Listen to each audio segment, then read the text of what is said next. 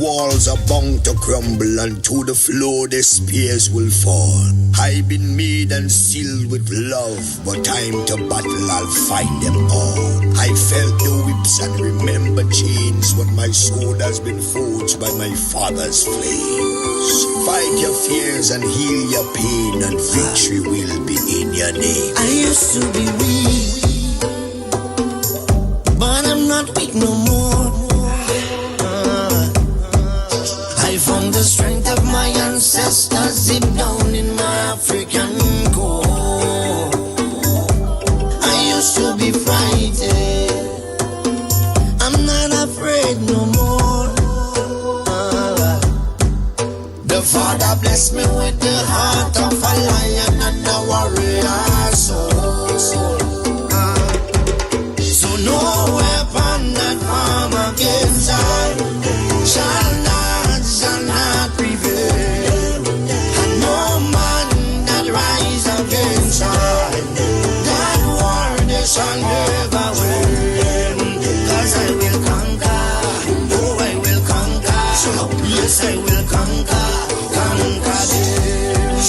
Come on, let's conquer, oh I will conquer, rise up and conquer them. Tell them no retreat, no surrender. I shall fight till the end of days. I was born as a Makai warrior, and the Almighty God my blade. Fire burn all Satan carrier, Father loose all shackles and chain. This morning first thing as I wake up, King David returns of deliverance. Don't let your courage go down, keep it up. And if your heart rip up and stitch it up, don't let your faith them fall, pick it up. When my cup was empty, God fill it up. Don't take the devil contract, rip it up. And if your bad mind people to go meet it up, pass me the Congo drum and let me beat it up. God on my side, me no give it up. So no weapon that form against I shall not prevail. And no man that rise against I, that war they shall never win. 'Cause I will conquer, oh I will conquer, yes I will conquer them. Come on, let's conquer, oh I will conquer, rise up and conquer them. Thank you, Father. I want to say thank you, Lord. You are everything, Father. Thank you. Father, you alone shall guide me. No man shall lead my path. In the wind I hear your quiet whispers, and you heal my broken heart. Even some of my friends turn enemies, and they pray for right to fail. And remember you gave us your only begotten son, but we gave him the wound of life. Send down your warriors with the hello, they carry down to the end of days. No matter how the devil try trick me, unto you my soul I will give. Father, I know this time is coming, I can see the high tide raise. Without you there is no other. Could it be that we is myself? No weapon that form against I shall not prevail. And no man that rise against I, that war they shall never win. 'Cause I will conquer, oh I will conquer, yes I will conquer them. Come on, let's conquer, oh I will conquer, rise up and conquer them. I am a man, I am a champion, I am a warrior. So who are you to tell me that I cannot make? Who are you to tell me that I am not the greatest thing that God ever created? Good morning, Grenada, Carriacou, and Petit Martinique. You're listening to Hard Talk Grenada. A very special good morning to those of you joining us on 97.5 City Sound FM, 89.5 CR FM, 92.9 Sister Ral Radio, broadcasting out of Hillsborough, Carriacou, and the Realist FM in Grenada, 91.9 and 91.5, and of course 94.9 We Noise Radio out there in Brooklyn, New York. A very special good morning to those of you joining us on the live video Whether you're on Facebook, you're on YouTube, you're on Instagram, wherever you are, good morning to you. And thank you for joining us this morning. Now, yesterday we started a very interesting conversation.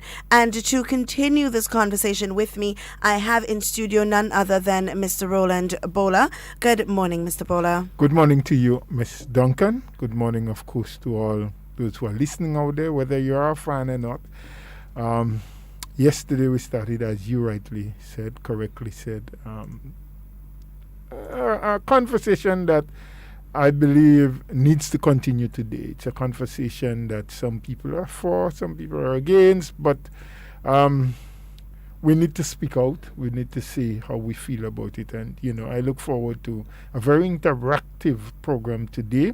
We had promised a lot of the listeners yesterday that very early today we will open up the lines so that they can have their say, they can have the input, the discussion can continue, the dialogue, as I'd like to say at times, will continue. So I do wish that we have a really very active day today.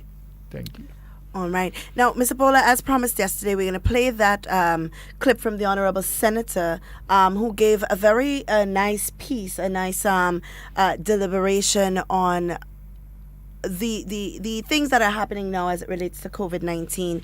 And I know a lot of people feel strongly about this carnival situation, this carnival atmosphere, and feeling strongly you may be for or against the actual having of carnival, but in either way you feel strongly about it. And I think she did a very, very good job in making her point. And we're going to take an opportunity to just play that to play that for a moment this morning.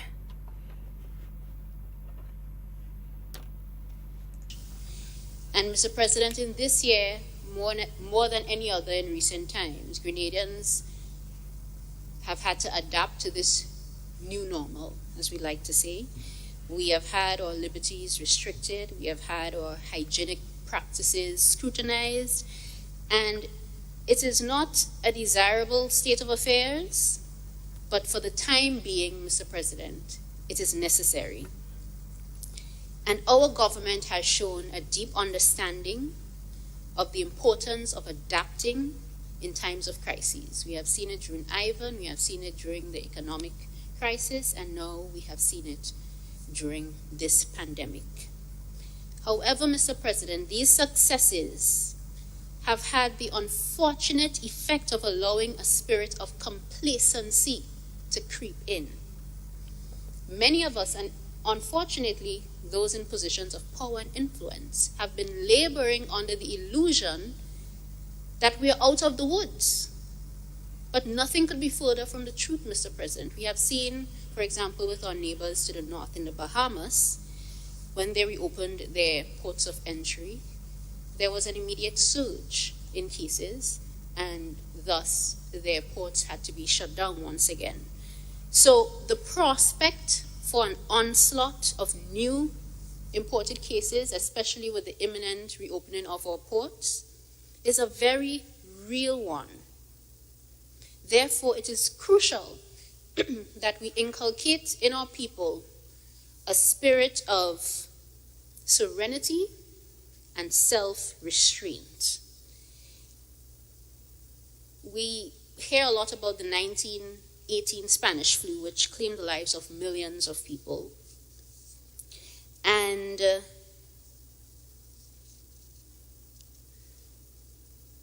what that event has taught us is that we must not rush to return to life as normal in situations such as these. Now, during that pandemic, the 1918 Spanish flu, the cities that closed the schools and banned public gatherings fared well, but the other cities that ignored these restrictions suffered a resurgence of the disease. For example, in Philadelphia, there was an infamous decision not to cancel its Liberty Loan Parade. And that resulted in 1,000 deaths in the span of 10 days, making the city one of the hardest hit by the pandemic. Also in Denver, they lifted restrictions on Armistice Day to celebrate the end of World War I, only to experience a deadlier spike. Now, note, Mr. President, that these spikes were the result of celebratory, carnival-like activities being conducted. So with those examples in mind, it is appropriate to remind ourselves of the popular adage that those who do not learn from history are doomed to repeat it. We must learn from these past mistakes and even the current mistakes that are being made by those in the developed world. All right, and we're going to stop there because I think I think that hits home for us, Mr. Bola, and I think she very appropriately put into words the feelings of some Grenadians, you know, and we have to take into consideration the fact that we may very well not have any laboratory confirmed cases of COVID-19. That is a fact. That is an undisputed fact. We can only speak about what is confirmed, what we have proof of. Whether we have cases, unsuspecting cases lingering in society, that is an assumption. We can only assume that that has happened, or we can only assume that that is happening. What we can do, or what we do have control over, Mr. Bola, is how we respond to the situation, how we protect ourselves, how we take into consideration the lives, health, and safety of not just us, not our personal selves, but the people that are around us. How do we deal with a situation that is so different, that we are not accustomed to, that we may never get accustomed to, that is ever changing? Now, these are the questions that we must ask ourselves. You know, last night I was witness to a very, very interesting occurrence. A young individual in Grenada decided that we're not having any Queen show this year. So himself and I guess there were friends of his put on their own Queen show, streamed it live on social media. I think it was the most enjoyable occurrence of entertainment that I've had since COVID, Mr. Bola. You know, and I enjoyed it not just because it was funny, because it was really hilarious. And I must say kudos to these individuals for taking time to, you don't, for some people, they would never understand the impact that just that little activity has had on an individual, that they may have improved the mood or situation by just that small act. You know, and I looked at it and I said to myself, just look at how creative we can be as a people. And I'm confused as to why there isn't more of that happening. Instead of us complaining and finding fault and going around trying to find ways to break the law or creative ways to outsmart the law, why can't we find creative ways to help uplift ourselves and our moods and our emotions and our psychological state? Because I'm telling you, Mr. Bola, I laughed till I cry. It was that funny. You know, it was not the Queen show that we are accustomed to. It's not the women dressed up in pretty dresses and doing their talent and walking the stage with poise and grace. It's not that. But I'll tell you, it was more enjoyable. I would pay money to see that. Because it uplifts your spirit. You know, you probably took somebody that was in a depressed state last night. And looking at that, they felt better. Why can't we have more of that? Well, it's a difficult question to answer, Ms. Duncan, to say why can't we have more. I really don't know. What I can say safely is that, you know, in putting together anything that will be productive and positive, there will be challenges. But I also know that in every challenge that we have, therein lies opportunities. And maybe from the challenge of having to be locked down, having to be confined, and our liberties being restricted, our freedom of movement being restricted, our ability to engage in other normal social activities have now been limited and restricted. The innovation of finding an opportunity for laughter was created, and as you say, from creative minds. So maybe that along those lines, those of us who are into the entertainment business probably can look along those lines. But I want to just drift back a little bit to what we've just played for the beginning of the program. And we did say that we'd want to open up, because the issue is the authorities, the powers that be, the people that advise from health and wherever else had advised some time ago, and we knew that quite a long time ago, that this year the carnival and carnival-like activities in Grenada, in the state of Grenada, would not be happening due to our present state of the pandemic with COVID. It has been stated, and rightly so, that it's for a while now, I haven't checked the weeks or days, but quite a while now, that Grenada doesn't have any medically proven case of COVID looming over our horizon. However, though, the possibilities are still very real. Some people say there are things that we cannot prevent from happening. So, for example, natural disasters like hurricanes, earthquakes, we can't prevent them. They will happen whether we want them to or not. But we can prepare ourselves as best as possible to minimize the effect, negatively so, that they can have on us as a people, if we are wise enough. And there are a few things that the senator did say from that piece that she did, and she was then speaking on that bill in the Senate, where it had to be passed by the Houses of Parliament to declare that there'd be no carnival activity, and thus, since it's a holiday that is normally granted for the festivity, that the holiday will not be.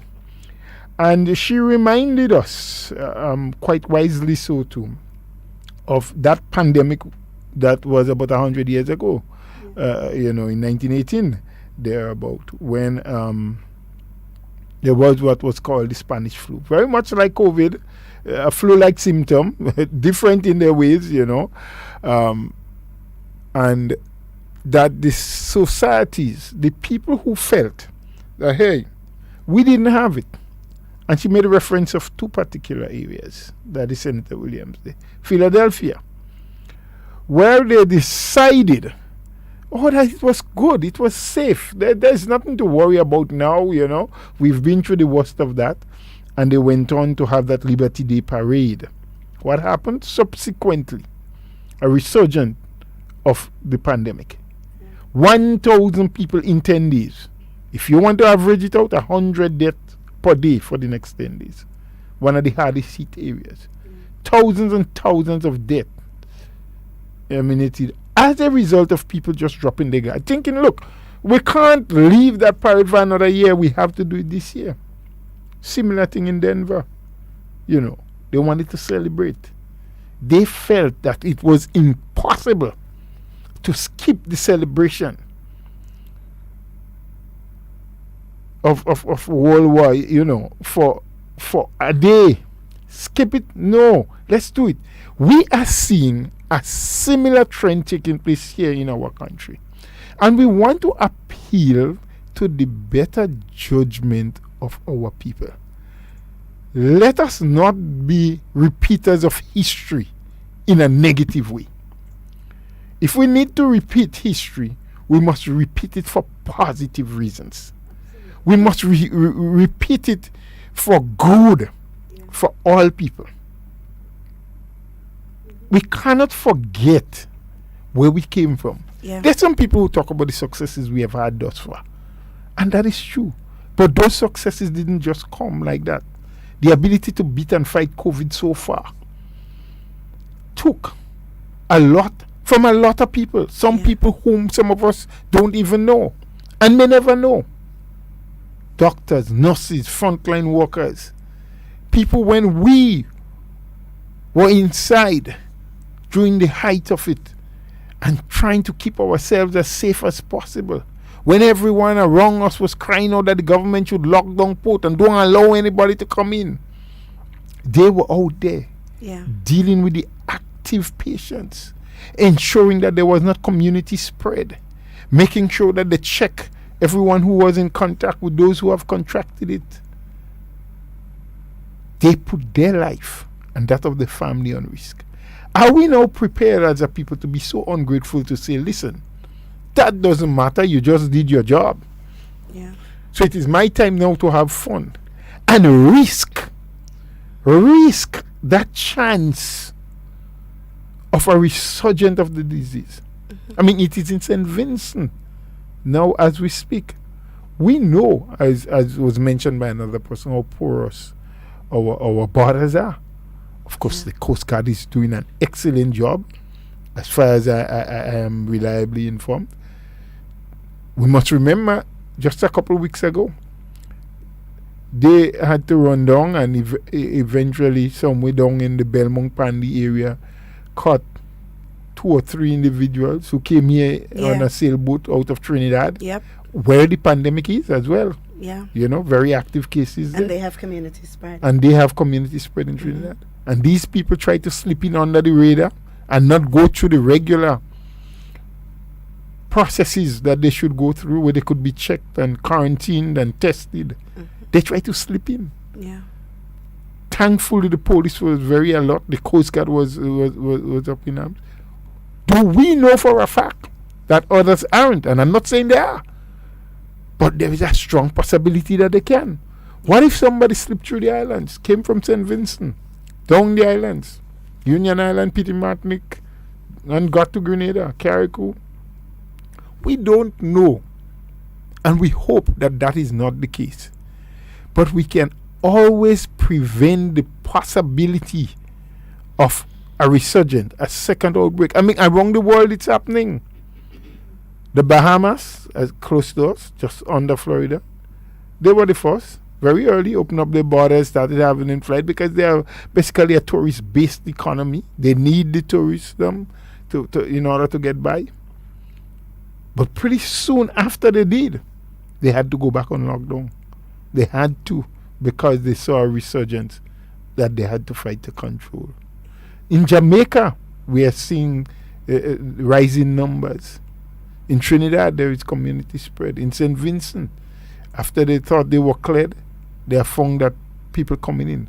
We have opened our borders. Precautionary measures are being taken. Protocols are in place. Testing must be done. There's certain information that must precede the passengers coming to Grenada. So the authorities are doing everything possible that they know is correct based on science and data to help us keep safe. Yeah. But chances are, and there's a first caller already. Yes. We did say we were going to open the lines early. Good morning, caller. Good morning. How are you guys doing? Morning, Mr. Bowler. Good morning to you. I am very well. All right. What I want to say is that I want to first sound an alarm to the people that are in other political organizations. Unless they could fulfill the needs of every citizen in Grenada to stop encouraging people to disrespect and to disobey the present government. Because if they want to be in office one day, remember, unless they could fulfill and please everybody, the shoe is going to turn around. And I want to also appeal to the young people. Do not let people use you for their own political gain. We have seen it before. There was a time when young people, things looked attractive to them, and the people turned around and didn't care how much of them they kill. If they kill the leader, they kill. So people be careful. And for all the people that want to go and play jab, remember, it's 2 days. 2 days of fun could cost you your life. And not just you, but a lot of other persons. It could also, think about our nurses, our doctors, if you're not thinking about yourself. The government did not cause the COVID. The COVID is here. And we as a people have to use our senses, use our better judgment. Because we do not want, as you guys were saying just now, look at what is happening in Trinidad. They had declared no more cases, but people can come into the country, and they could come because our borders, people they could pass anywhere and come in, and we could get a virus. And if they're encouraging, want to have jobs, somebody from Trinidad might say, well, let me see if we can get to come up in Grenada because they have a job and they want to play job. Yeah. So people be careful, and I find that opposing parties, the other political parties should come out and say how they feel. Because, your supporters might be saying, to hell with the government, let us go and jump and let us show our true colors. Come out and speak to the people. Speak to your people, to your followers, and let them know that what they're doing is wrong. Don't keep silent because you want people to be supporting you. Because at the end of the day, you do not have the people's best interests at heart. Because if you had the best interests of the people at heart, you would appeal to the people and tell them this is wrong. So, this is what I want to say this morning. We thank you for that deliberation. We thank you for your contribution. I think it is well placed. It was well done. Appealing that caller there is appealing for people to have better judgment. Use your good sense. And there are some intelligent people who are participating in the disorderly behavior. Yeah. They feel disenchanted and so. But there's another caller. We'll get to that. Good morning, caller. Good morning to you, Ms. Duncan and Mr. Bola. Good morning. Yes. I don't know where to begin from. But because, I've been listening for weeks, for months, for a long time.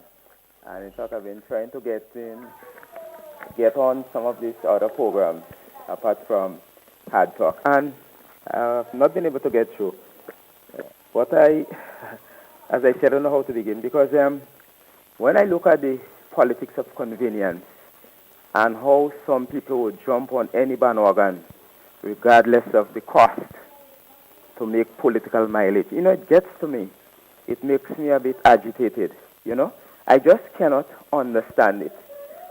I look at the behavior of some of our people, and especially the young people, I must say, and I'm a father and grandfather.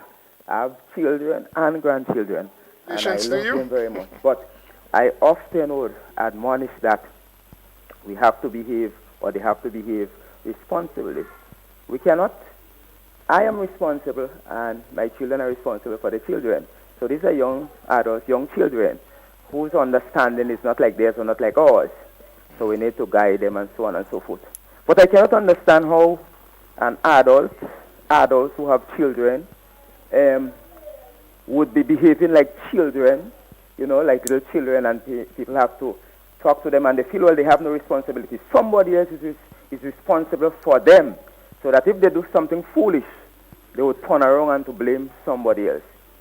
I've seen this situation with this pandemic that the world is facing, and we are no exception, although we have not had any deaths based on the preemptive action of the government. The government has moved. In fact, when the government moved to put certain measures in place, some persons or some people thought it was premature. But we have seen the results, we have seen the good judgment, and we have seen the results. And a lot of people applauded it. And even some of us, being hypocritical, some of us, we have seen the results, based on the measures that the government have taken, working together with the population, asking for the population's cooperation, and trying to explain the danger that we have faced and all of that. But as I say, there are those politicians, especially the opposition politicians, especially the so-called main opposition party, because of politics would agree and support and justify the actions of some of these people, and saying because of what is happening in the country, people are frustrated, and the leaders are not setting examples and what have you. And when asked, well, what are the examples the leaders are not setting, they cannot really say. And then they might go back and talk about some court ruling and what have you and so on, and government had not honored this and that and the other. Some of the young people don't even know about some of maybe these rulings and so on. But the politicians just using those things just to justify their position. What I said, that one of the main things that we don't address in this country is our mentality and our mindset. Unless we get people to change mindset in this country, unless we change our mindset, we adopt a different mentality, a different mindset, we are spinning top in mud, we're going nowhere. We cannot be blaming everybody, and I keep saying that, for everything that befalls us, every bad thing that happened to us. Sometimes we don't make our best effort, we don't do our best, we don't put our best foot forward. We just sitting down, and then, as I say, some politicians, because of convenience, they keep the people in mental slavery. So whereas on the one hand they might be blaming the government of this dependency syndrome, causing people to depend on them, but at the same time they are giving people the impression that the government is responsible for everything bad that happens to them. Yeah. Some people are not putting out themselves. They are not making an effort to help themselves. I know that for a fact. There are people who have access to lands, for example, they have access to other facilities. They could do better, they could help themselves, and they do little or nothing. And they turn around and they blame and they do all kind of things.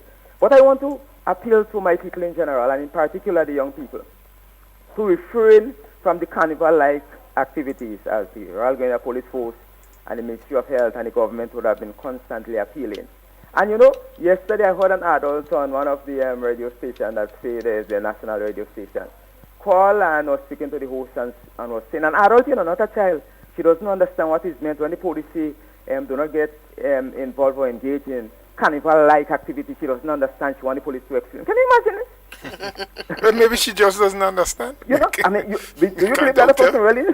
Well, I don't know. I said maybe. All of that kind of thing. We have to stop that. We have to work together. Instead of everything, we want to throw our hands in the air and take this kind of belligerent approach.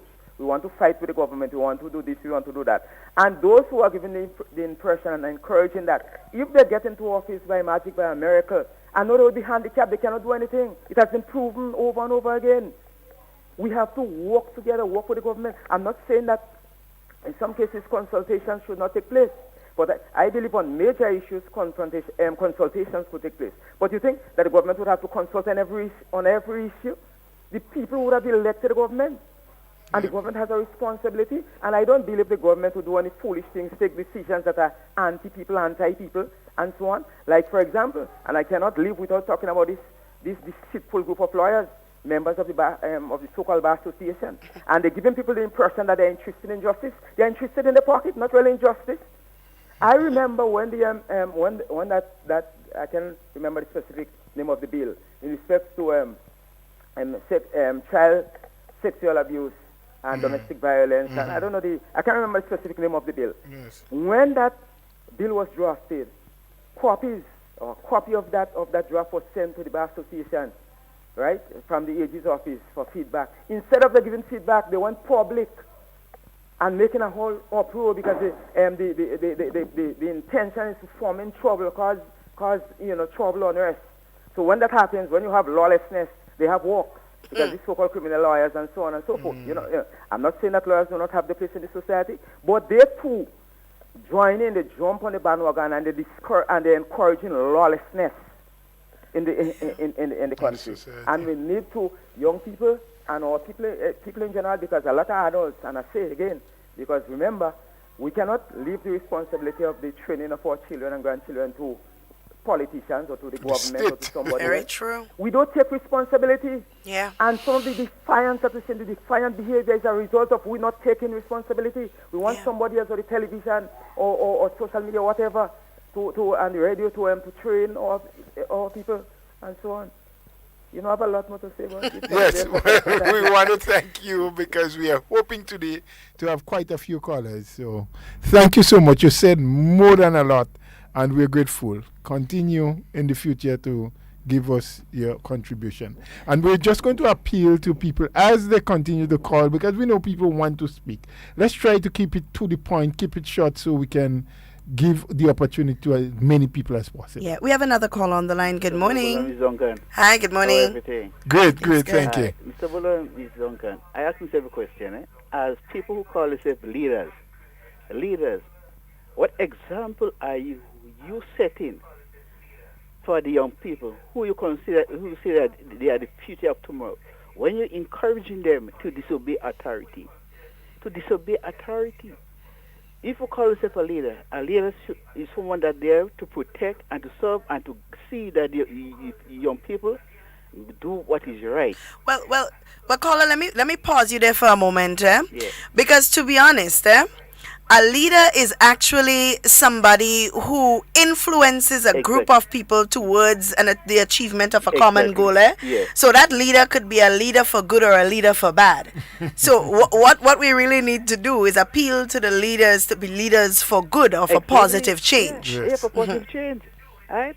So see, if you say we love people and we care about people, we should want to see that young people be on a positive track.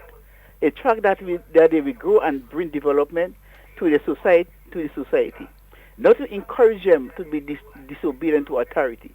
We are asking ourselves a question. Some of these people that call themselves leaders and encouraging people to go on the wrong road. Yet, this one they may be walking. I ask myself a question. Where they are working, they have an employer. When the employer give instruction, are they disobeying the instruction of the employer? And if they disobey the instruction of the employer, how long will they be there in that job? Because you have to obey authority, right? You might not like the person, but you're working there. You have to obey, right? So I call upon these so-called leaders. Yes, let us come together for the betterment of our country, because a government is there to protect and to serve and to serve, not to serve one, but to serve all. Even those that trying to mislead the people, the government are there to protect them too. Because when you look at you disobey, you have parents, your family, you go there. When like we just said, when the carnival over, we still need a brighter day. We have to go back home. And when we go back home, we don't know who is who. We go back home with that. And so that we carry the virus outside there, we go back home to the family, to our family. We go back home in the village where we live in, and we spread it because we don't know who is who. Right? So I call upon we ingredients, let us obey authority. Because I remember Sabola said, when Sabola was a minister, he said, I, Bola, not do what is popular, but do what is right. And the government is doing what is right. The government is there to protect. It protects. And I always say to people, when you sow wickedness, you sow wickedness. Right? Because when you encourage people to disobedient to others, some days to come, that same child, same person you encourage to disobey, they will return that disobedience back to you. So I want to say to Gradian, Carnival on 2 days. Right? But remember, you have a future in front of us. Yes, things hard, but let us, the little funds that we have or we might have, let us protect ourselves from that virus. And the only way to protect it is to obey the orders of the World Health Organization and the government. Mr. Duncan, Mr. Bola, you all have a wonderful day. God bless you. Thank you. Have a blessed weekend yourself. And, we want to continue to appeal. And that caller is so correct, but I think it is more than just about obeying laws and not being disobedient. That's a subject matter that we have to discuss. But I think it's about assessing the present situation that we are in as well. So while, yes, we must be obedient, the state has put certain measures in place. There are certain regulations, certain laws that as the citizenry, we all are expected to obey, right? And to do as the regulations would say. But there's also the issue of self-preservation.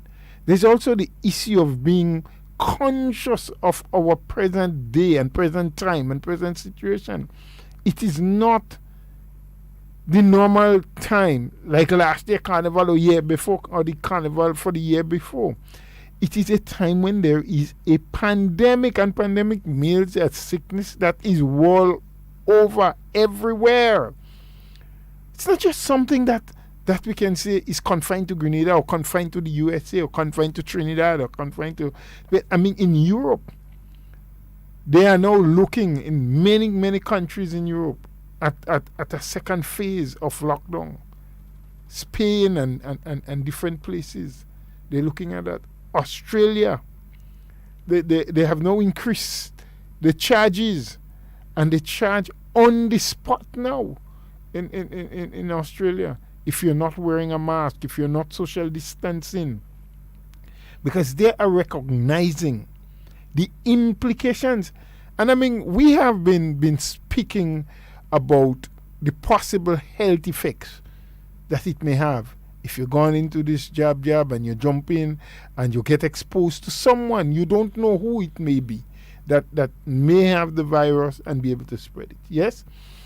Because the necessary precautions, you look at the bands, they have been practicing doing it on Sundays and other times. Everyone is there, the music, the drumming, the singing, gyrating and having a good time, and not worried about social distancing, not worried about wearing face covering. Nobody cares too much about that. But there are several other fallouts that can come as a result.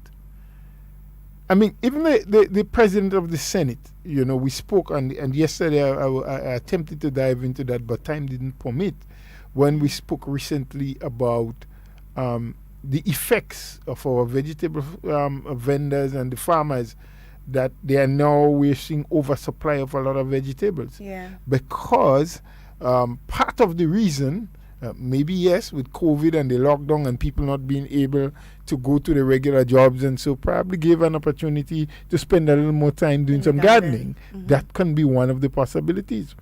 But without even doing any research, we can safely say that farmers' ability to market their produce now has been significantly reduced and curtailed. Absolutely. Because our restaurants are not operating as they used to. Some of them, yes, they still sell a little food at the end of the day for the locals who are busy and didn't get a chance to cook or doesn't like to cook. But where are the visitors? They are zero. The hotels are almost empty. St. George's School of Medicine with almost 2,000 occupants, students plus faculty. They're not there. Why? Due to COVID-19.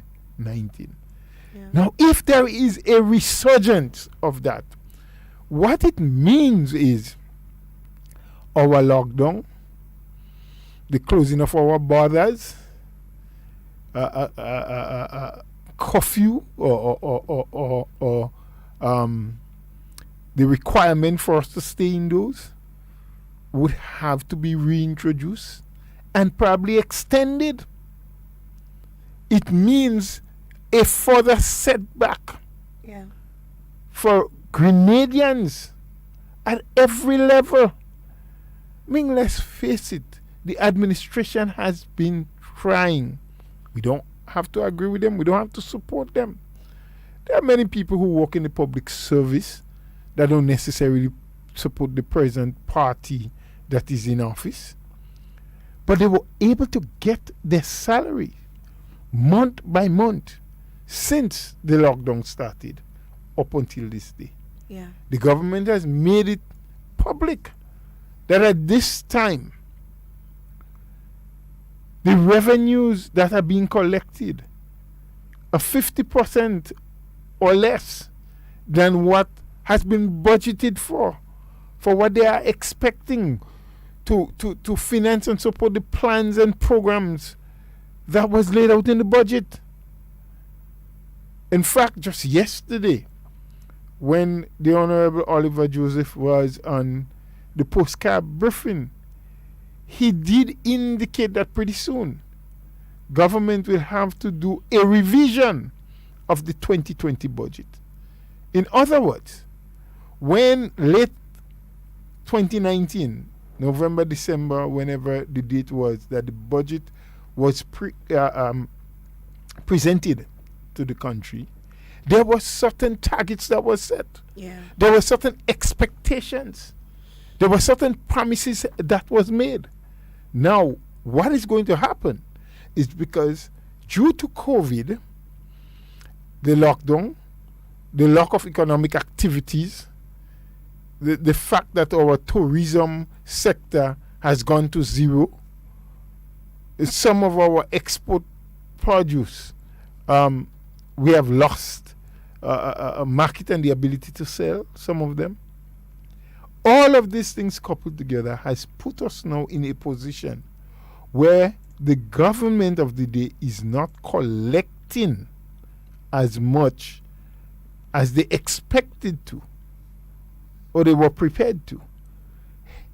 So correspondingly, they will have to cut on a lot of the things that they were expected to do to benefit the public. Yeah. So when we are making the decision to play or not play job, it's not just about the individual or the band or the village, the community which the band originate from.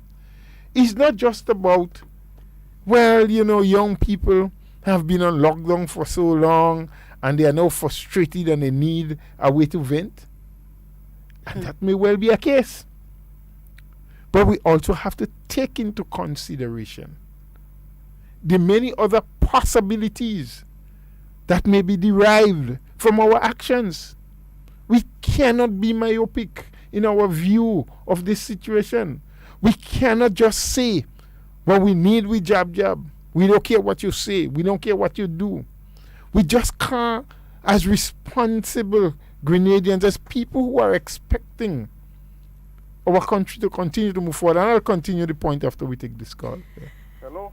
Hi, good morning, caller. Good morning, Miss Duncan. Hi, good morning. And Mr. Bola. Good morning, sir. Now I'm calling to complain about something which I just listen to your station every day, but I don't really call. I'm calling today because I'm very upset. You have a radio station. Listen well, eh? Yes, we're listening you. You have a radio station in Grenada they call WeFM. They have an announcer by the name of Shaggy. You have a friend that's coming on Saturday morning and them encouraging all what will take place Monday and Tuesday coming. And another one they call Short Pants. And I'm very upset about it. Because every morning they're telling you you have to play, even though it's a 5 hours, even though it's a what. Shaggy and them does encourage, they're saying it's their own opinion, but if it's their opinion, let them keep it to themselves. Because I find Shaggy and them is making a set of, they does encourage a lot of things that happen in Grenada. Shaggy, you have a friend that's coming on 8 o'clock Saturday morning. When they get together, they're saying all kind of stupidness on the radio. I don't listen to them again. And another one they call Short Pants. But in the first place, you all should never let nothing take place since you all stay closed down. Nothing shouldn't take place at all. Thank you. You're welcome, caller. Mr. Bola, I want to comment on this, and I'll tell you why. Because yesterday, when we were speaking, and you really can't tell people what to say. Their opinions will be their opinions, and they have a right to voice it. We can't dictate what somebody says. It's their opinions. And this is why we constantly appeal for responsibility when you comment or when you speak about certain things, and that is why yesterday we appealed to the different leaders in society. Sometimes you hear people saying, oh, well, our leaders need to speak up, and they refer to government only, and it's really not government only. Our leaders come in many different facets of society, and we have a call on the line. I don't want to miss this call. Hello, good morning. Ms. Duncan, good morning. How you doing? Hi, I'm good. Good morning. Good morning to Mr. Bola. Good morning. So, Ms. Duncan, I'm calling from the Ministry of Health. Mm-hmm. It's Kevin Frederick speaking. Oh. Just to give you an update on a couple of little things. Thank Okay. you. Which I think is important in support of the level of advocacy that is taking place right now with respect to why we should not let our guards down. I just want to quote here for you. Now, travel notices, right? Now, according to the CDC, and that's the travel advisory, warning level 3, avoid non-essential travel to Grenada. Now, could you imagine we only have one case, right? Okay? And as of August 6, 2020, it says the COVID-19 risk in Grenada is high. Now, remember, we only have one case. Yeah. All right? Now, added to that, too, I want to point out here that it says the CDC recommends travelers avoid all non-essential international travel to Grenada. Now, already given what we are experiencing, okay, with the lack of funds and, collection at our various ports of entries and what have you. And we are not having, because we are a tourism dependent country. And what that also means is that, potential visitors may even think twice about coming to Grenada.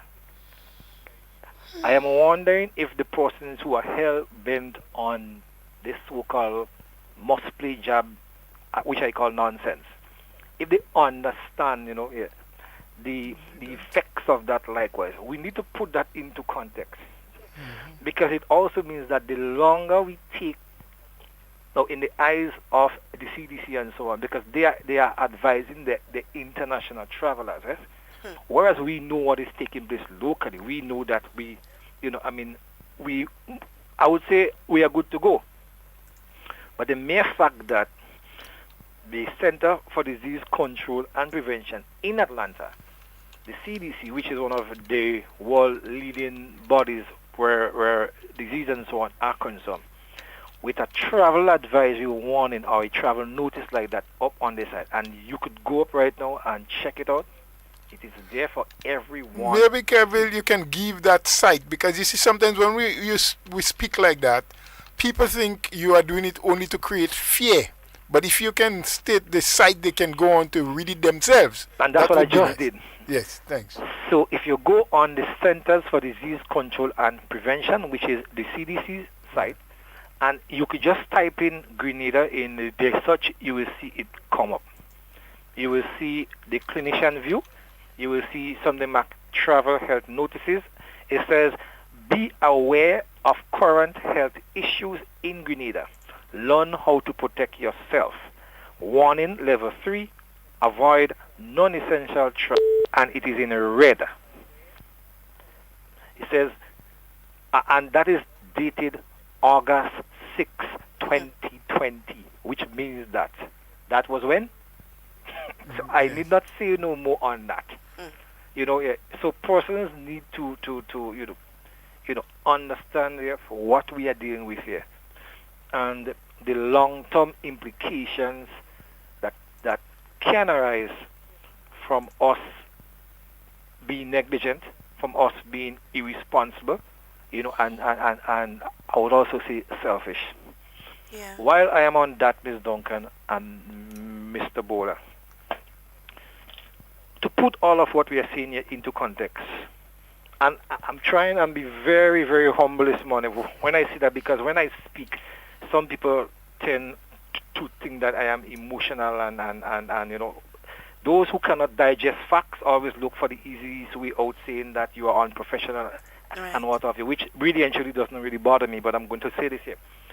The police are currently looking for a young man. I will not call his name, and I want to put that into context for you now. I'll tell you why. The person in question came from the UK.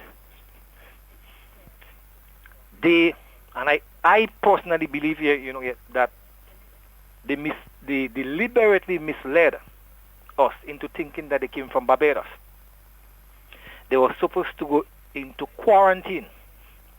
They breached the quarantine protocol and went at the home. That person resides in St. Patrick. So I'm just putting it out there. Go and play juvie still. You do not know what risk. Yeah. That sole individual poses to the entire community in St. Patrick's and by and large the Grenada population. I will let it rest right there. And I have the person name, but I would not release the person name. Maybe you should. The person know who they are, you know. Yeah. But the police are aware and looking. Out there. The individual, as a matter of fact, we checked. The person was not there. The police also checked the quarantine area. So 2 independent institutions checked, yeah? And the individual, in layman's term, skipped quarantine when the individual ought to be in quarantine. They know who they are. And I am sure that they are listening, or the friend or friends. As a matter of fact, one of the persons who came in with that individual obeyed and did what he had to do. That person, I think, is going to be released later today. So the individual know who they are. So all of the jab lovers, welcome to the club. But you know, Kevin, let me just pitch in something here, and maybe you can give your thoughts on that. Let's just be presumptuous for a moment, right? That the individual whom you're talking about that has skipped, the authorities, gone away from quarantine. Let's just be presumptuous and say that person is positive, gone into a juve ban, gone into the jab, and it starts spreading. And we can trace it back after to that person. You know what? The same people who are now advocating that we must play with jab and we must get with time is with freedom and liberty to do so. These are the same people that will turn around and blame the authorities and say, if you had kept the man in control, if you didn't allow, if you had more security, if the police was doing their work. If they had better policies and protocols. Yeah, but the police didn't get blamed. If the police was doing the work to protect and the man didn't get away, we would not have the problem though. But the police is trying to say to you, don't play jab, because there is a strong possibility that something of that nature can happen. Yes, so you see, because you see, we have a culture whereby we always like blaming people and not taking responsibility for what we do. So. Yeah. And I fully agree with that. Because what could happen, it would be a case of more jab, Mr. Bola. It will be a case of more jab. Now, okay, yeah, we know how many people just come out and play jab. So what if, Mr. Bola, that person plays jab, said that individual carelessly is positive, or has it maybe asymptomatic? Asymptomatic, yes. Spreads that in a juve ban according to you. Then travels to Grenville or Goa, where I'm from. Spread that in there. I agree 150% with you that all hell will break loose and it's going to be Nicola Steele. It's going to be Keith Mitchell. It's going to be the Ministry of Health. The Commissioner of Police. The police. The Commissioner. That is what you will be hearing. No one will stand up and say, look, you know what? I was irresponsible. It is not their fault. It is mine. So I am also saying that to the persons who are listening now, you know who the individual is. Help the police to find him. Report him. Yeah.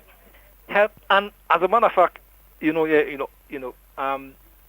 is so serious because on the declaration form, it speaks about, if you do not adhere to the quarantine guideline, and this is why we ask individuals to sign the quarantine guideline, because when you sign it and you breach it, it's a breach of trust, a breach of agreement here, and we could take that and take steps to make sure that at least you feel the brunt of the law. For me, Ms. Duncan and Mr. Bola, because we really need funds, I ain't saying him in prison. Let his pocket feel the weight of the law. So then that resources that was spent for us, because we have to now embark on contact tracing. Yes. We have to do a number of things. And guess what? It's a taxpayer's dollar now that we have to fund that. So our traveling, our overtime, our this and that, is a taxpayer from one negligent or one irresponsible individual's behavior. It can cost the country in one day thousands of dollars, because it's not just health people. You have contact tracers, you have police officers, everybody out there will be doing what they have to do, using up our already limited resources to actually find one person. Yeah. But Kevil, this also brings into light a scenario that we never even played in our head. We've played the scenario of someone coming in and maybe coming in contact with people at our ports of entry and them going home and spreading the virus, or coming in contact with someone that works at a quarantine center, or even coming in contact, or people on the ports, export and import ports, coming in contact with but this is a scenario that we never played out, we never even thought of. An individual who would, just for whatever reason it is, skip quarantine, fly under the radar and go into their community.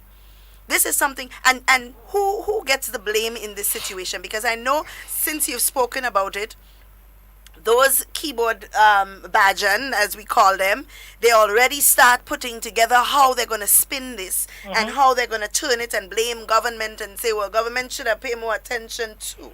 But this is what we have been speaking about for months, that we just don't know what possibility will create a spread. And now that we have the CDC, imagine the CDC is saying, and I read it here, the CDC recommends travelers to avoid non-essential travel to Grenada. Travelers are at increased risk of severe illness from COVID-19 should consider postponing all travel, including essential travel, to Grenada.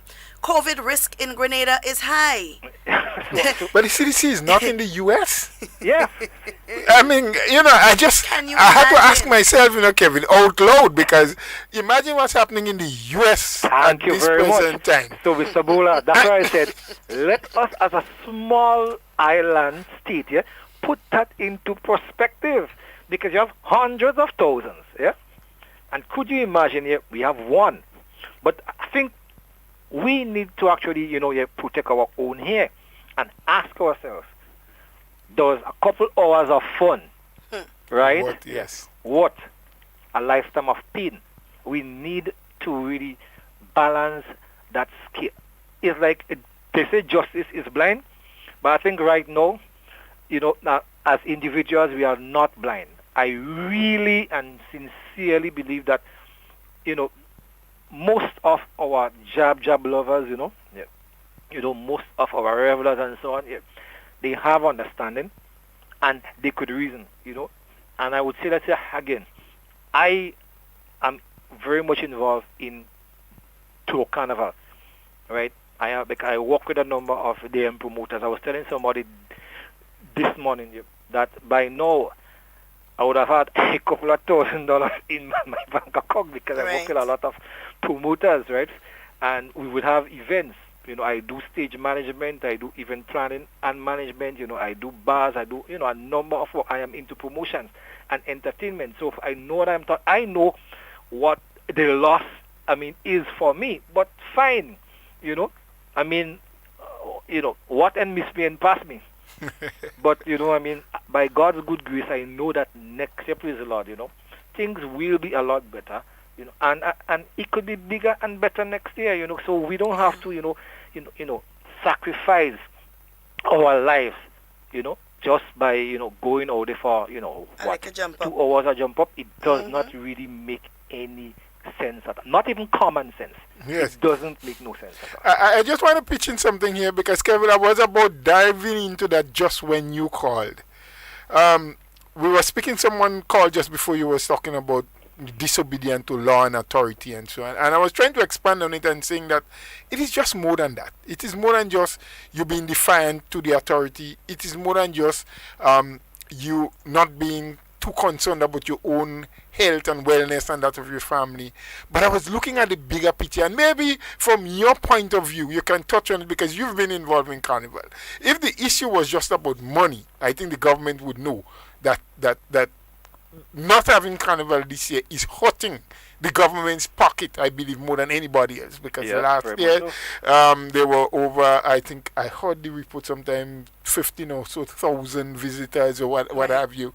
And the hope was that this year was going to be bigger. So it's clearly not an issue of money and revenue collection, which is, by the way, very limited. 50% or less is being collected now. I was about talking about the fact that government has to now look at reviewing and revising the budget that they presented at the end of last year. So from your standpoint, Kevin, isn't it the Ministry of Health and the government taking advice from the health officials? The greatest concern is about the well-being, the health and security of our people. That would have been the basis on which the decision was made to cancel Carnival? Well, yes. I mean, without one single, shred of doubt. Let me tell you, Mr. Bola, we analyze and review, what's going on every day. We also look at modeling. Now, a lot of people may not understand what we do, but I just left my chief medical officer up there, and Minister Steele could also, and I guess he will elaborate on that, some other time. But look, we have something here from IATA, that we have to respond to, looking at, our protocols and so on, because it is something that we do every day. We have to tweak certain things. We have to look at risk. We have to measure risk. Our nurses are going out now again. Our nurses go out almost every single day doing testing and contact tracing. Now, we have to rent additional vehicles for them.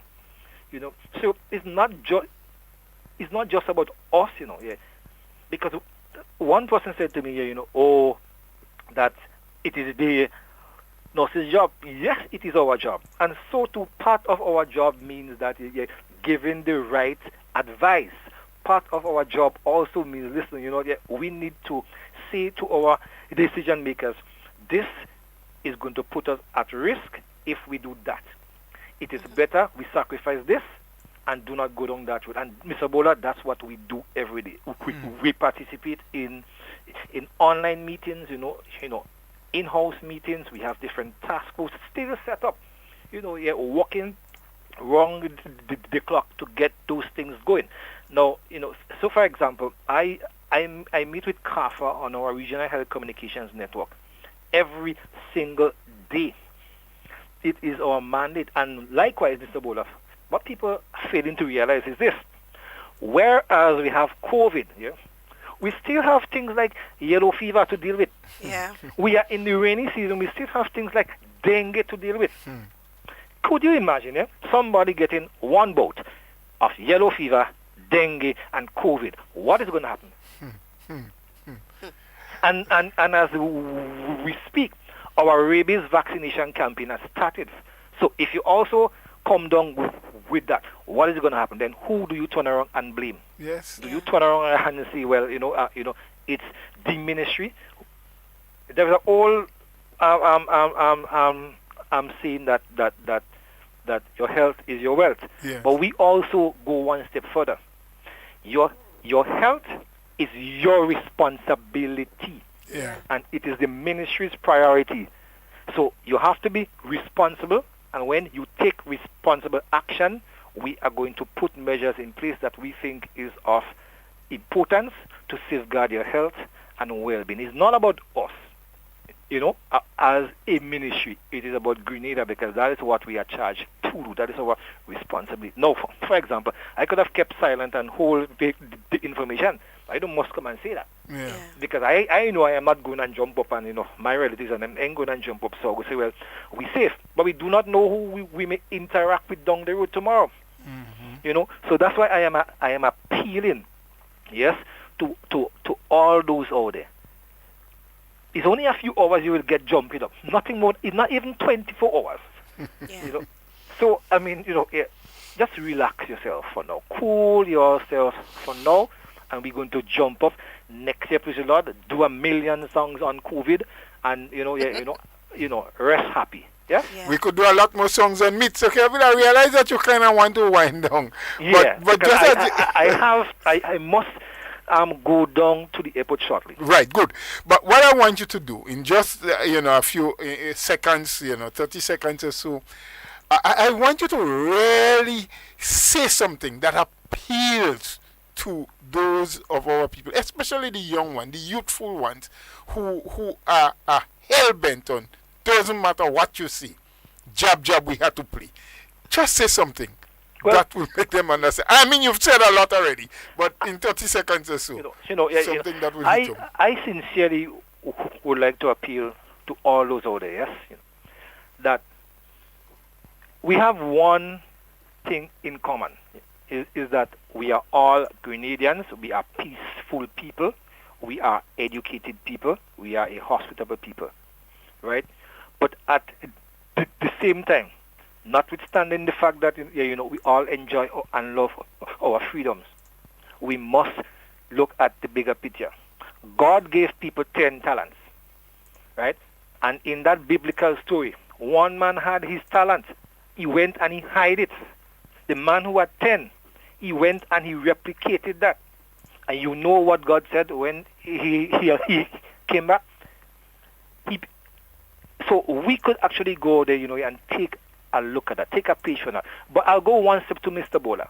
I have had on my phone for a while, a WhatsApp message that a family had sent to a nurse, an infection control nurse employed with the ministry.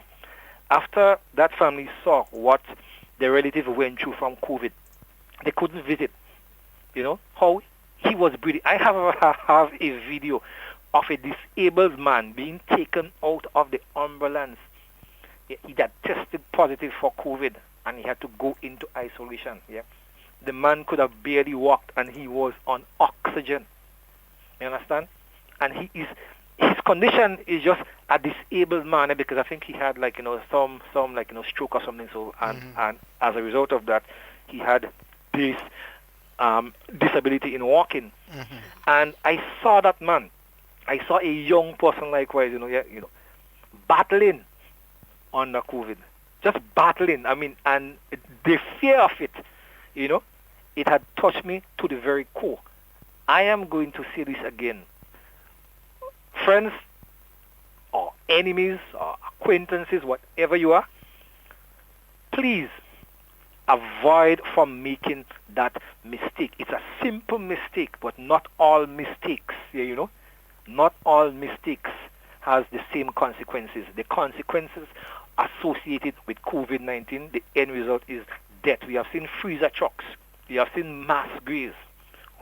I have listened to like heartbeats and so on. People breathing under COVID. And Mr. Bola, have you heard a speaker play? Like when he busts? Yes. Yeah, you know how this thing does like a rattle? Yes. This is how people breathe. I'm talking about on a ventilator. Yes. Yeah. That's the real life song and I have heard. I mean, and trust me, it is really, really, really scary. I mean, you only see it in movies, but I'm telling you guys, it is better to be safe than sorry. It is better to be safe than sorry. And to the people out there who know the individual who refused to go into quarantine when he indicated that yes, he was going there and he had everything organized, and he skipped quarantine and breached our protocols here. We know who you are. We have your face likewise because we have photos of your passport. If you do not do what you are required to do, I would say right now, turn yourself into the police. Any police station, turn yourself in. If you don't, we will be forced to do something unorthodox. For the safety and well-being of our people, I would recommend that we publish your name and photograph far and wide so that people will be aware as to who you are and the level of risk you actually pose to Grenadians right now. Even if after we test you, you are negative, the mere fact is that you breached our protocol, and that is a definite no-no. Absolutely. And I am recommending it today, that if you do not do it, I am telling you right now, we know who you are, right? I will not even say nothing further than that. But we are going to publish it far and wide. Every social media platform, every television station, newspapers, if we have to do that, we are prepared to do so. So please do the honorable thing. Yeah. Thank you so much, Kevin, for taking the time to call and you've given us such a wealth of information. I don't even feel like we need to say anything else after this. And of course, you're always welcome to call and share information with us. So please feel free to do that. Thanks a lot. All right. You have a wonderful day. Thank you. It's just a very sad thing, Mr. Bola, that we have to be in a position where now you have the Center for Disease Control marking us as giving a level 3 warning, high risk. And why do you think that is? We say here continuously that you have to be so careful in what you do, because we feel that whatever we do in Grenada is contained to Grenada and is only going to affect Grenadians. But we have to realize that the wider world is watching. And now we are in a position where we must defend ourselves again to the wider world. Can you imagine that situation? We have a caller online. Good morning, caller. Good morning. Hi. You hearing me good? No, we're having a difficult time hearing you. You sound like you're swimming and calling at the same time. Well, I'm not swimming. It's better now. And I find it very, very informative, first and foremost. Okay, caller, I'm sorry. We can't hear you clearly. Do you want to try hanging up and calling again? Because we're having a difficult time hearing what you are saying. And I know now the lines are buzzing because with that information, now everybody wants a piece. Good morning. Hello, good morning. All right, that line seems to have dropped. Now, callers, we are pressed for time, so try in at least 30 seconds to give your point, because we have a lot of people trying to call. I know. Hi, good morning. Good morning to you. Good morning. And good morning to your co-host, Mr. Bola. Good morning. Right. Something that caught my attention there, it is the advisory which is put out by the CDC. Mm-hmm. Are we one of the least affected countries right now in the world? We are. Right. So why this advisory didn't mention other countries in the region? Well, in a much worse position. Well, we don't know what the advisory says about other countries, because I think it's listed by country. Right. No, I am concerned because Mr. Bola, you asked the question: is the CDC in America? Yes, it is. Yes. Right. So you asked a pertinent question. What is rolling around in my head, sir? It's so many different things that I can't say I would have time to say. But we have to watch our friends. Yep. Watch our friends very, very carefully, because there may be mm-hmm. a deliberate thing that is going on with us. Mm-hmm. Bearing in mind that we did bar this particular country's visitors at this time. But also, caller, you have to look at it from the perspective that over the past few weeks or days or weeks, we have been very active in terms of encouraging mass gatherings. A lot of people talking about protests, and a lot of people talking about playing a jab, and the social media craze that happened over the weekend, where you had a large group of people playing jab and jumping up in the road. You have to understand also where that is coming from. But they're also aware that we are adhering to strict protocol, and the government is doing a fine job in terms of control. So why is this advisory? Why is this advisory? That's a small country. Yep. Why is this advisory? Well, we'd have to inquire. We'd have to find out. We don't know why. It's not going well with me at all. Neither with me. That's why I kind of jokingly ask, isn't the CDC in the U.S.? I mean, I knew that, but for thoughts that you're having, we probably were having the similar thoughts.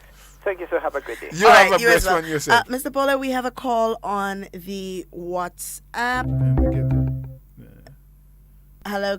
Hello? Hello, hi.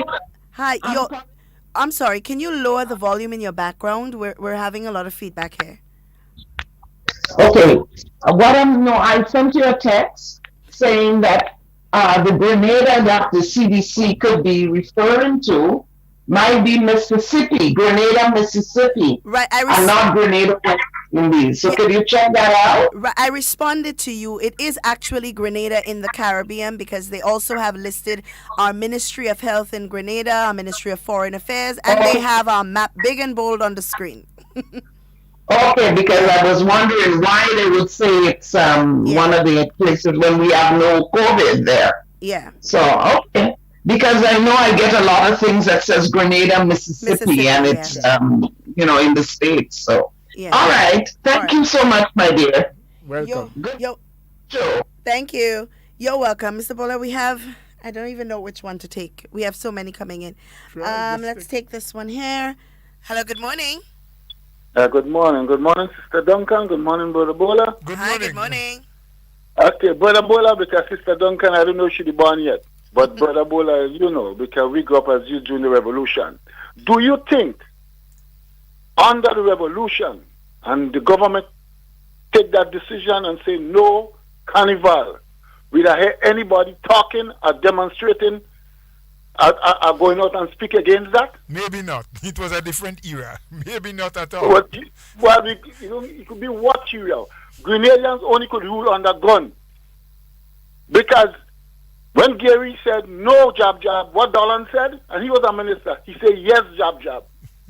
And the whole of Bolio, the whole of St. Paul's, everybody take the street. Because we didn't have no guns to stop nobody at that time. Police would have go battle on the side or whatever it is. But when the revolution time, and the revolution took a decision, nobody said anything. Nobody criticized nothing. Everybody had to close their mouth and do exactly what the government said. Well, we're going back to the same thing again now. Once is a government, and we say we're democratic, we want to do what we want. So what I tell us, Mr. Bola, so we only could rule under guns? Only guns that could manage us? Well, maybe we brains probably could only function when there are guns around. Yeah. Well, follow the history. Yep. Look at it, man. I can't believe in Grenada today that we're going back all the time, Mr. Bola. Yep. We're not going forward. The revolution say forward ever, backward never. But the guns there to keep us like that. But once the guns remove, we're backward ever, forward never. Okay. Think about it. Just think about it, Mr. Bola. We will. And have a good You have a blessed one. Have a good weekend. Thank you for your contribution. All right, we have another caller. Let's take this one quickly. Hello, good morning. Ms. Duncan, I'm calling back. Yes. A colleague of mine just pointed out that maybe I should also go a step further with respect to the CDC's data, how those data are really more or less interpreted and so on. No, it's really per 100,000. That's the per capita ratio. Right. So your population, now Grenada is really 100,000. And definitely, so now, what is done, it look at like 1 per 100,000. So that's why it's like prostate cancer, for example. Grenada was ranked high because what they look at your population, and how many cases you have. Right. So it's the same thing that happens with respect to that travel advisory. But people need to actually, take it seriously. I guess some people are, you see, that's what happened now. People, in my opinion, are starting to kind of run scared now because they realize, well, okay, this is what is happening. And maybe sometimes that is what is needed for people to understand what needs to happen. Yeah. So, it is like per 100,000 per capita. That is the ratio by hold. It's done that way for various reasons, because they may need to do certain analytics and so on, forward as to like for treatment and even to it's not just done. We do something called the house index likewise. So and we look at mosquito population based on the index. So the house index per every district or per every parish, we may see the mosquito population is very high, and so on because of whatnot. But good program. All right, thank you. Thank you, Kevin. But Mr. Bola, and I'm reading on social media and I'm looking at some comments that indicate that, well, if that is the case, then it means that they're not doing such a good job at the protocols in place. Let me tell you all something. We need to stop this nonsense, and that is why people believe that they can just come to Grenada and do whatever it is that they feel like doing. Because if we Grenadians show that we have no appreciation and no respect for our leadership, then how can we expect other people to come in and do just that? If I am a Grenadian living in the US and I come to Grenada and I hear we have no cases, and I feel like if I run away from my quarantine that Grenadians gonna back me up and blame the system, then of course everybody coming should run away and then the system will be blamed. You see, we have to be very careful in what we do and point fingers if we're pointing fingers in the right direction. There is such a thing as personal responsibility. You must be responsible for the actions that you commit and not blame anybody else. It's just like if a man commit an act, we're going to blame his past or something he experienced in the past as a result of it. And while in some instances that might be the case and there might be some psychological issue there, it is still his fault. He still made that choice. He still made that decision. In the same context, we must understand that when somebody does something wrong, we cannot continue along these lines. And you see, we've been so force-fed over the past few months and years to blame government for everything, that before we open our mouth, something goes wrong, and we open our mouth, we have some government official or something to blame. And we fail to realize that the responsibility and the onus is on us to be responsible for our own actions. It's like a child doing something wrong, and instead of you telling the child you've done something wrong and amend your actions, you're saying, no, it's the teacher's fault, or it's the brother's fault, or it's the sister's fault, when they made a choice and it made that decision. It is the same thing we see. People let's get away from maximum security prison. And I said it, that people will soon start blaming government. Oh, you didn't do enough. You didn't put enough police. You didn't do this. You didn't do that. But yet still our local people who say Black Lives Matters, don't even care about our lives, and we want to break every protocol that government put in place. And then we say Grenada don't have no laws, eh? Yeah, anyway. We behaving like a lawless people, but Grenada ain't have no laws.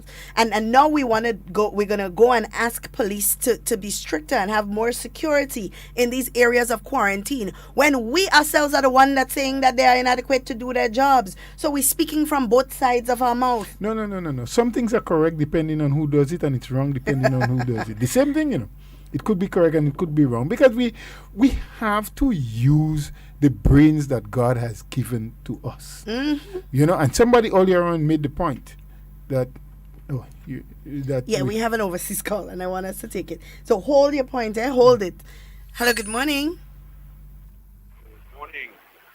I was listening a while ago to the gentleman's call, and he was stating that under the revolution, voice a little something. I don't think it's the volume. I think it's the connection, because I'm barely hearing him, but I'm also hearing a lot of feedback.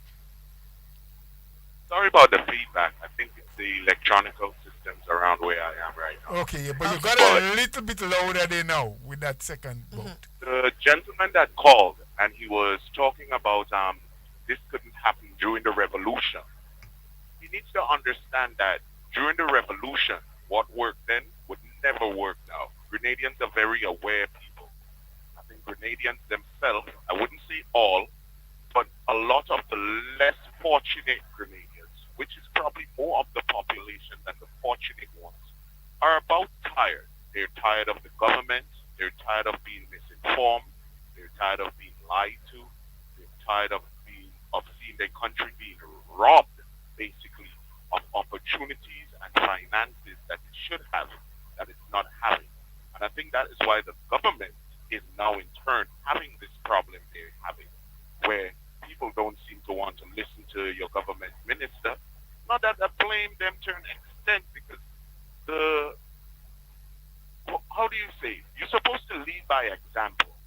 And if you're not leading by example, it's very, very hard for you to get your public to join in what you're saying. I personally don't think the airport in Grenada should be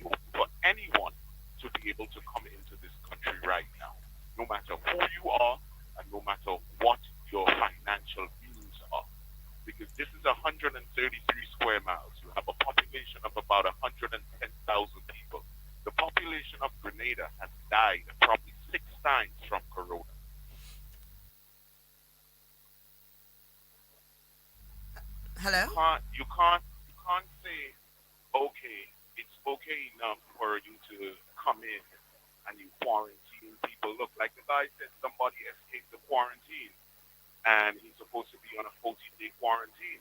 But what do you think is going to happen when you tell people you can take a flight from Barbados to come to Grenada?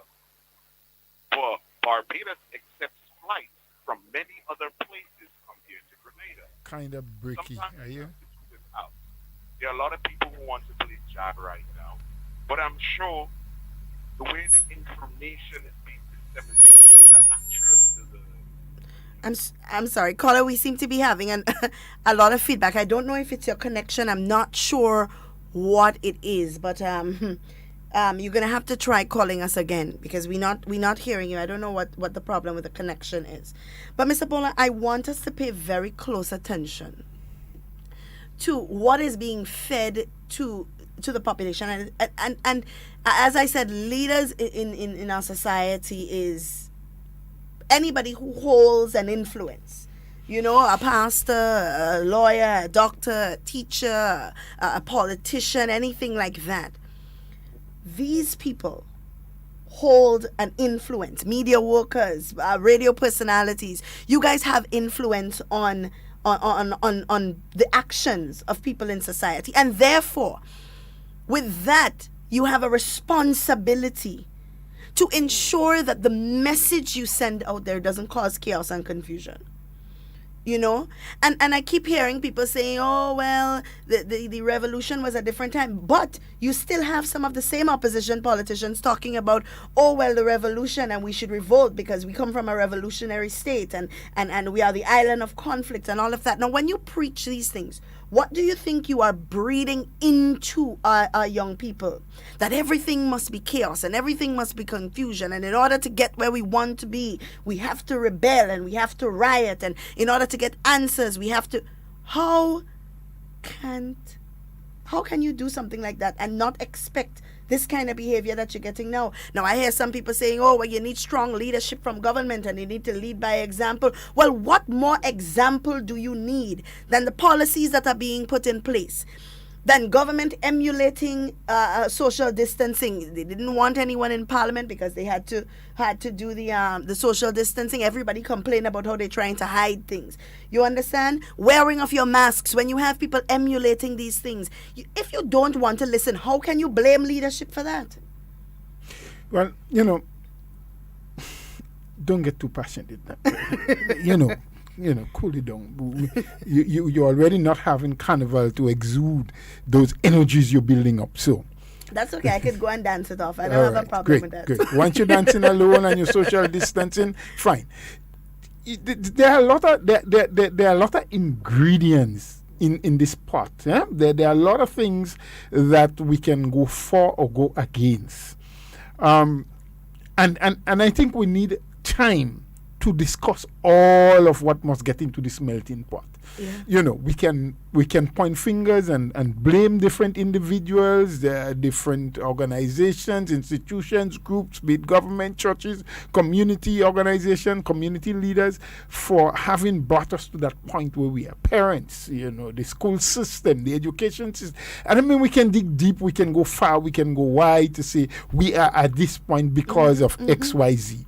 You know, we are at this point because we omitted to do XYZ. We are at this point because we did too much of XYZ. We can do that over time. The bottom line for us now, and the appeal that I want to make, is yes, there need to be more dialogue. Yes, there need to be more communication between those who, or amongst those who are at the helm, those who are placed in a position to lead and to guide and to ensure that the process works smoothly, and those of us who are supposed to receive the orders and go by it. Yes? Yeah.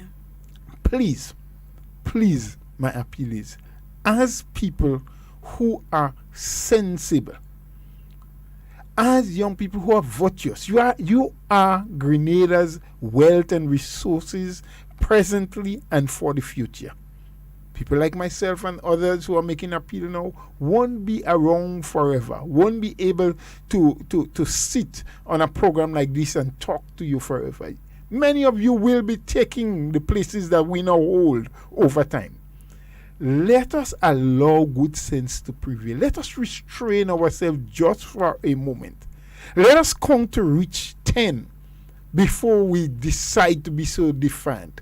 Let us listen to those who are saying, yes, we must do, and those who are cautioning why you should not do.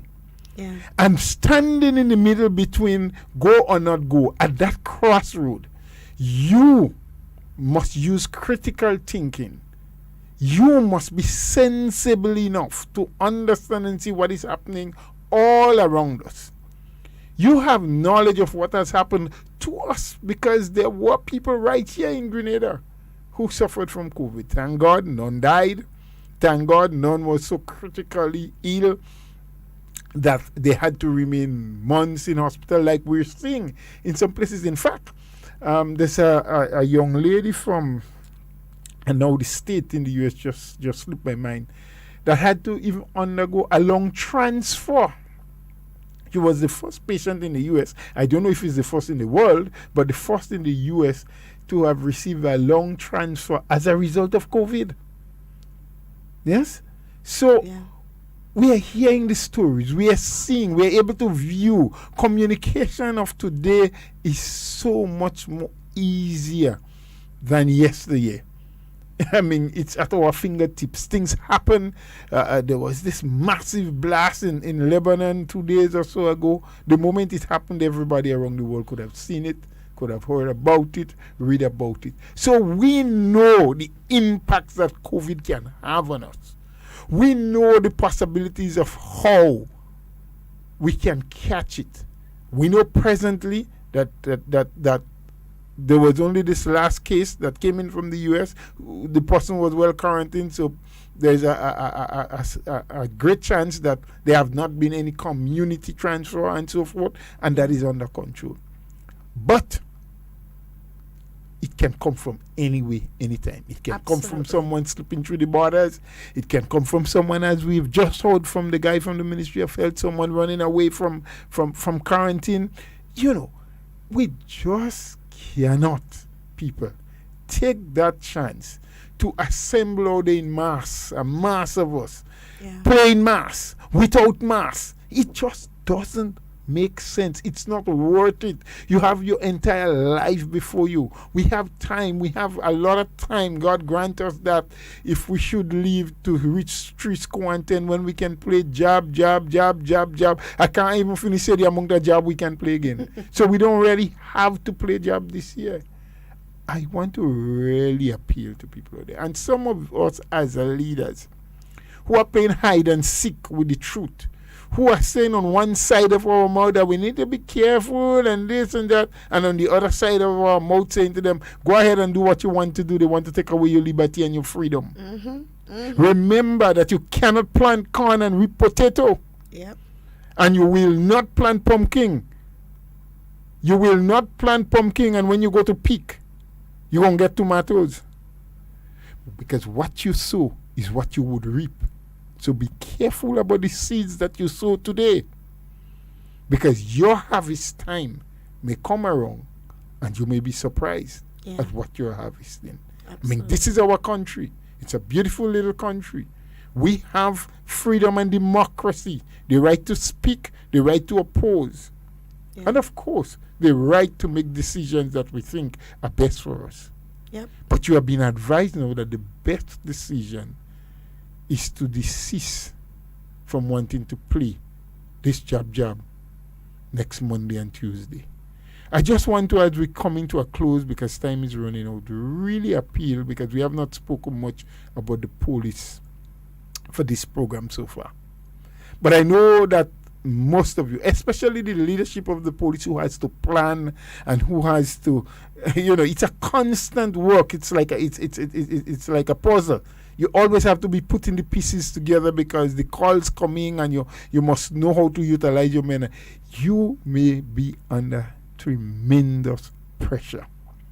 The officers that have to be frontline, that have to face the people, that have to try to break up the bands, you have to employ a lot of patience for the next couple of days. I mean, this is something you always need to have. self-control and patience, because you are put between the rest of us who are acting in a very sane way and those who are acting in a very insane way. And sometimes tempers can flare and they can push you to the point where you may react, and your reaction is what they're looking for. Your reaction may be what sparks the fire. Yeah. So try. I mean, I don't expect you to stand there and allow people to spit into your mouth. But please, in the book of Job, it spoke about patience, trust in God, and depending on Him for defense, and relying on Him for strength.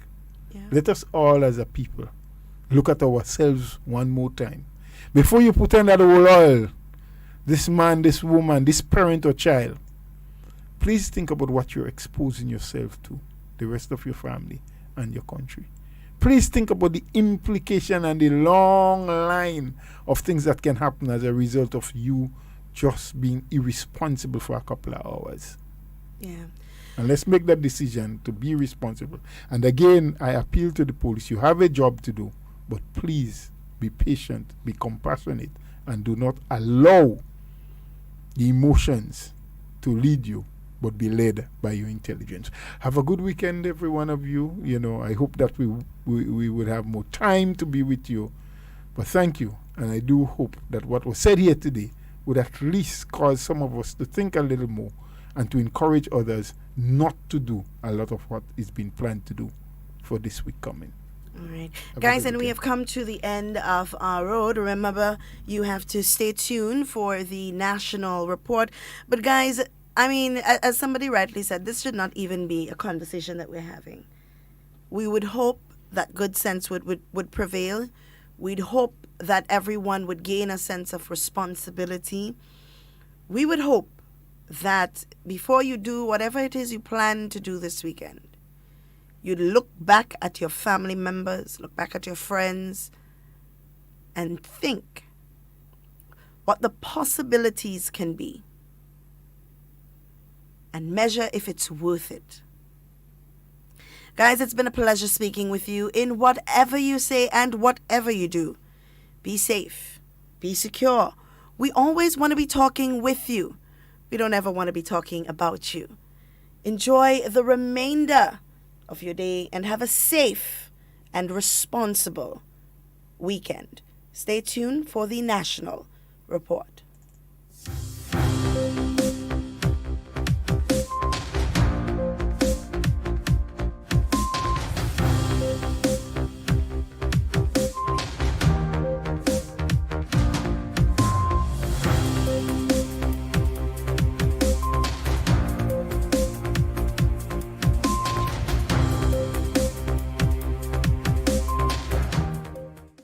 Government expected to readjust 2020 budget to address fall in projected income due to COVID-19. Details to this story and more in the National Report.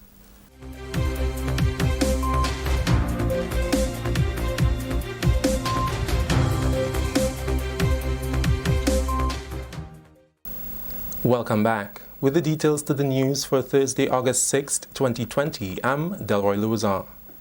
Minister for Finance, Dr. The Right Honorable Keith Mitchell, is expected to address the nation soon on government's planned readjustment to the 2020 budget. Projected income has fallen significantly since the budget was read last year due to the serious negative effects of the COVID-19 pandemic.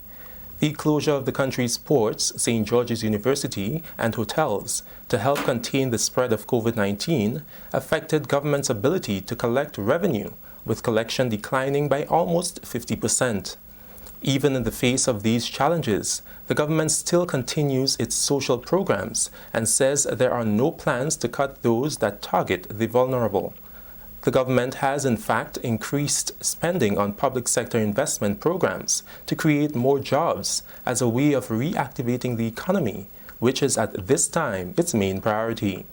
Minister for Trade and CARICOM Affairs, Honorable Oliver Joseph, says they are now going through the areas in need of adjustment following a presentation by a team from the Ministry of Finance. The cabinet had a presentation done by the Ministry of Finance team. And therefore, right now, we are going through it to see the areas that we'll have to make the adjustment. That is engaging cabinet. It started on Monday this week, and a number of recommendations were put forward by the finance team. The cabinet will consider all the recommendations and will take a decision very shortly on the adjustments that needs to be done, because as you know, in a budgeting, budget is a projection for over a period of time. In case of Grenada, you budget for 1 year. You make certain assumptions and predictions. So the revenue that was projected to collect did not take into consideration that you will have the situation with COVID. And therefore, if you're collecting, as we did last month, 50% less revenue than projected, obviously you will have to make adjustments. Government has formulated a list of priority areas and sectors to help stimulate the economy during its downtime due to the rippling effects of COVID-19. Minister Joseph listed public sector investment, agriculture and manufacturing among areas government will place heavy emphasis on over the next few months. Micro and medium-sized enterprises. As I mentioned in the previous program, 90% of the businesses in Grenada are considered as micro, small, and medium enterprises. And they account for about 50% of GDP. And so a lot of incentives have been given to these micro, small, and medium-sized enterprises to help create jobs and stimulate growth in the economy. So yes, we do have a priority list as we look forward to stimulating economic growth. A contract is soon to be awarded to a firm by the Ministry of Infrastructure Development to address the rapid land slippage that has been occurring on a section of the Western Main Road in Molyneux, St. George. The rapid movement of the soil began back in November 2018 and has since forced the closure of that section of the road by the RGPF Traffic Department and a detour created through the Mount Morris community. One business owner and a few residents have had to relocate, and their residences are now totally destroyed as a result of the slippage. On Thursday, during government's weekly post-cabinet briefing, Honorable Oliver Joseph, Minister for Trade, Industry, Cooperatives and CARICOM Affairs, said the land slippage in Molyneux is still of grave concern to his government, and every effort is being made to address it. The Ministry of Infrastructure Development and Implementation informs that the slippage at Molyneux continues to deteriorate. The ministry is working towards awarding a contract by the end of August 2020 to commence geotechnical studies for not only Molyneux, but the entire Western Main Road corridor. The geotechnical study for the Molyneux land slippage area is expected to take approximately 4 months. Government has shortlisted 6 firms from the many who expressed interest in undertaking the geotechnical study. CDB took approximately 3 months to give the no objection. The government could not proceed without the no objection from CDB, thus causing this delay. However, the ministry is pleased to announce that the study will start shortly on the Molyneux project. The engineers of the ministry will continue the weekly monitoring schedule of the slip and document the extent to which damages are still occurring. The data provided will be the baseline for a geotechnical firm. Honorable Joseph says specialized equipment will have to be shipped to Grenada in order to undertake the non-destructive testing to determine the geology of the area. The data generated from the subsurface investigation will then be analyzed by National and Regional Materials Laboratory. Following this process, the firm will present the findings of the investigation, and this will determine where the road will be reconstructed. The public and other stakeholders will be kept updated on this situation since, as I mentioned, this is of grave concern to the government. This is the National Report. The news continues after the break. The house was shaking. Then suddenly saw we hear bang, crack, and the roof had gone. Man, I was so scared, I nearly wet myself. Only those who have lived it can truly understand the devastating fury of a hurricane's wind. The house across the road just get up and roll over. Hurricane force wind. It's a hazard. Hazards. Take control. Reduce your loss. You can hurricane-proof your home. For example, make your roof more wind-resistant by using screws instead of nails in its construction. Find out more about hurricane force winds and other hazards at your local disaster office. A message from the National Disaster Management Agency and SEDERA. Finally, in the news, the Community Nursing Division in the Ministry of Health has been using this week, designated as World Breastfeeding Week, to highlight the benefits of breastfeeding. The division says it has noticed a decline in the practice of exclusive breastfeeding. Acting Chief Community Health Nurse Carol Telesford Charles says it is important that mothers breastfeed their babies. We have noticed that during the lockdown, for example, in the months of March, April, May, that the percentage of exclusive breastfeeding mothers was around 40%. And as the country reopened in the month of July, we realized that the percentage went down to 27%. And as Community Nursing Division, we're encouraging our mothers and our fathers to ensure that the babies are breastfed, because during the pandemic, we need our children's immune system to be high. So knowing that breast milk contains colostrum, which has all the antibodies, all the essential nutrients to boost babies' immunity, which will combat, God forbid, if they're to come down with the COVID. So we're encouraging the population, grandmas, aunties, uncles, to encourage our young mothers especially to breastfeed the babies.